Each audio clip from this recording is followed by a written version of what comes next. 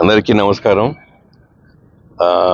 ఏదైతే ఎక్స్పెక్ట్ చేసినామో దానికంటే చాలా గొప్పగా గెలిచారు బీజేపీ అభ్యర్థి కొండ విశ్వేశ్వర రెడ్డి. నిజంగా అసలు ఇంత వేవ్ ఉందని ఎక్స్పెక్ట్ చేయలేదు. సిటీ మొత్తంలో చాలా ఎక్కువ వేవ్ ఉంది. కానీ నా కోసం కష్టపడ్డ మా కాంగ్రెస్ కుటుంబ సభ్యులు, మా ఎమ్మెల్యేలు, మా ఇన్ఛార్జ్లు, రకరకాల ఇన్ఛార్జ్లు వచ్చినారు. దాంతోపాటు కాంగ్రెస్ కుటుంబ కార్యకర్తలందరూ నిజంగా ఎంత కష్టపడ్డారు ఇన్నాళ్ళు. ప్రతిదీ ఏది కూడా వదలకుండా అన్ని విధాలు అన్ని సాయశక్తుల కష్టపడ్డారు. దాని తర్వాత వచ్చిన ఫలితం ఇది.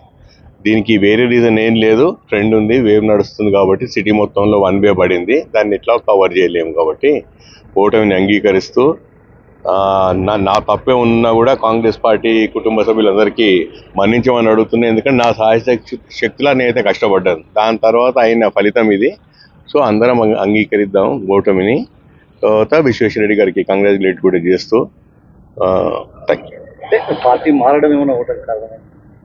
నేనేమంటున్నా అంటే ఎన్నో రీజన్స్ ఉన్నాయి. ఒక్కొక్క రీజన్ ఎందుకు చెప్పకూడదు అంటే ఆ రీజన్ చెప్తే తప్పైపోతుంది. నేను అందరిలాగా రీజన్ నేనే ఒప్పుకుంటున్నా ఓటమిని నేను అంగీకరించిన తర్వాత ఇంకా దేనికన్నా ఒప్పుకోవచ్చు.